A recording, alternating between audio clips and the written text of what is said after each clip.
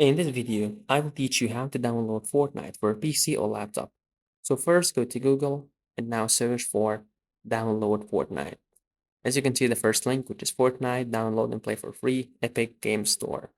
Click on that link to open the store. And now once you're here, you're going to see the game, Fortnite. Here you can see the logo, and the game is 100% for free. Also, there are some purchases in the game.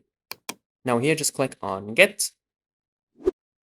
Now you'll need to sign into your account on Epic Games. You need to create one if you don't have an account. Once we log in, you can see loading your data. Now click on place order. Click on this option. Just wait a little bit until it's downloading. And as you can see here, click on continue browsing. And the game is being done in the queue of the library. Now the second step, what you need to do is open Epic Games Launcher that you got on PC or laptop. So let's go and open the Epic Games Launcher here. As you can see, we search for Epic Games Launcher. Just wait a little bit. Okay. And now here, once we log in, we will go and click on Library. And we're going to see the game. It's been already queued here with us. All you have to do is just you need to click on the game, continue the downloading process or installing process for the game of Fortnite.